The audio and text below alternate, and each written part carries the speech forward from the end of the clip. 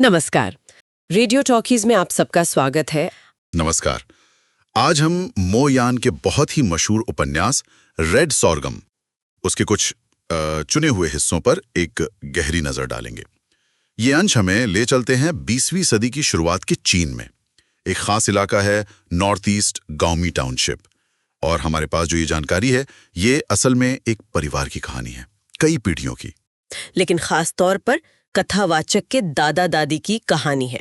उनकी जिंदगियां आप देखें तो युद्ध, मोहब्बत, काफी क्रूरता भी, और वहाँ की जो संस्कृति है उसमें बुनी हुई है। हमारी कोशिश ये रहेगी कि इन हिस्सों से जो सबसे जरूरी और यादगार बातें हैं उन्हें सामने लाएं। बिल्कुल। और इन पन्नों में ना जिंदगी का एक बहुत ही कह सकते हैं कच्चा और तीव्र रूप दिखता है। हम ये भी देखेंगे कि कैसे लोगों की अपनी कहानियां, उनकी निजी जिंदगियां इतिहास की बड़ी घटनाओं से जुड़ जाती हैं। खासकर वो जापानी हमले के खिलाफ जो संघर्ष था, और ये सब कुछ घटता है लाल ज्वार यानी सोरगम के खेतों के बीच। वो खेत सिर्फ बैकग्राउंड नहीं है, वो कहानी का एक अहम हिस्सा है। हाँ, वो तो है। तो शुरुआत दादी से करते हैं, दाई फेंगलियान। उनके बारे में एक दिलचस्प बात है उनके वो बंधे हुए पैर, जिन्हें 3 इंच के सुनहले कमल कहा गया है। ये उस वक्त की एक परंपरा थी, है ना? बिल्कुल। काफी दर्दनाक। हाँ बिल्कुल, वो परंपरा का प्रतीक तो थे, लेकिन वो सिर्फ उतना ही नहीं थी। दूसरी तरफ उनका जो चरित्र था, उनका इरादा, वो कमाल का मजबूत था। सोचिए, उनकी शादी जबरदस्ती हुई, लेकिन वो हालात के आगे झुकी नहीं। उनका अपहरण भी हुआ, फिर वो प्रतिरोध में शामिल हुई, और उन्हें बाद में महिलाओं की चैंपियन, यहाँ तक कि एक राष्ट्रीय नायिका के तौर पर याद किया गया। तो उनकी कहानी में हिम्मत भी है और त्रासदी भी। सही कहा। परंपरा में जकड़ी हुई, लेकिन फिर भी कितनी विद्रोही। बिल्कुल।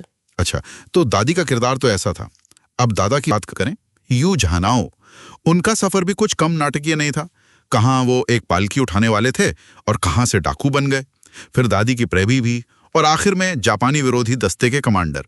क्या सफर था। हाँ, उनका किरदार वाकई बहुत बहुत पेचीदा है। उनमें आप देखेंगे हिंसा भी है, जबरदस्त हिम्मत भी है, और एक लीडर वाली बात भी, जैसे वो शॉन परिवार का कत्ल, फिर डाकुओं से उनकी लड़ाइयाँ, और फिर जंग में अपने लोगों को लीड करना। ये सब दिखाता है कि वो किस तरह के इंसान थे, और दादी के साथ उनका जो रिश्ता था। हाँ, वो रिश्ता, वो तो कहानी की धुरी है। बिल्कुल। ज्वार के खेतों में शुरू हुआ वो रिश्ता, जुनून और समाज की परवाह किए बिना।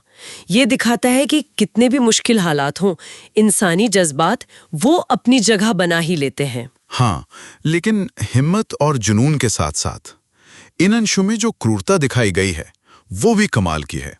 जैसे अंकल अरहेट की मौत का जिक्र है कि उनकी जिंदा खाल उतार दी गई थी।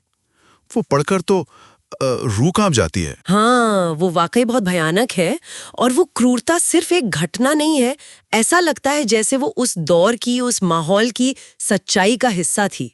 युद्ध की जो वहशत है वो कई जगह दिखती है, जैसे वो ब्लैक वाटर रिवर पर घात लगाकर हमला हुआ, जापानी सिपाहियों ने जो जुल्म किए, यहाँ तक कि कुत्तों की लड़ाई का भी जिक्र है, वो भी खूनी। हाँ, कुत्तों की लड़ाई। और फिर वो फांग 7 जैसे सिपाही जो मरते दम तक अपने बीवी बच्चों के बारे में सोच रहे हैं। ये सब दिखाता है कि जिंदगी कितनी सस्ती थी शायद, और कितनी मुश्किल। इंसानियत कहीं खोसी गई थी उस माहौल में। और इस सब के बीच वो लाल ज्वार के खेत, आपने कहा था कि वो सिर्फ बैकग्राउंड नहीं है। बिल्कुल नहीं, वो सिर्फ नजारा नहीं है। ऐसा लगता है जैसे वो खुद एक किरदार हो।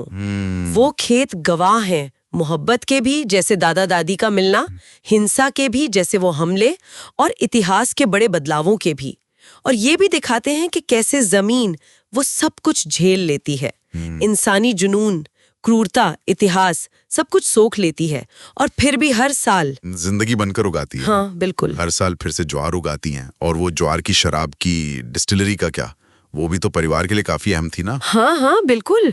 वो उनके रोजगार का, उनकी जिंदगी का एक तरह से केंद्र थी। बल्कि एक मजेदार किस्सा भी है उसमें, कैसे दादा ने गुस्से में शराब के एक मटके में पेशाब कर दिया था। हाँ। और बाद में पता चला कि वही शराब का बैच सबसे बढ़िया निकला। अरे हाँ, तो ये शायद जिंदगी किसी विडंबना को दिखाता है ना, कि कैसे अनजाने में या गुस्से में की गई चीजों का नतीजा कुछ और ही निकल आता है।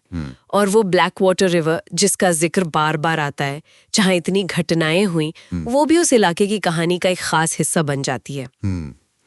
तो कुल मिलाकर देखें तो रेड सॉरगम की ये अंश हमें उस नॉर्थ ईस्ट गांवी टाउनशिप की एक ऐसी दुनिया दिखाते हैं जहाँ प्यार, वफादारी, वहशीपन और बस जिंदा रहने की जद्दोजहद सब साथ साथ चल रहा है। एक आईना है जैसे उस वक्त का। बिल्कुल। और ये हमें सोचने पर भी मजबूर करता है कि कैसे इतने मुश्किल, इतने चरम अनुभव किसी इंसान को, किसी परिवार को, उनकी पहचान को गढ़ते हैं, उनकी विरासत को बनाते हैं। यहाँ बहादुरी और बर्बरता के बीच की जो लकीर है वो अक्सर बहुत धुंधली सी लगती है ना? हाँ बिल्कुल।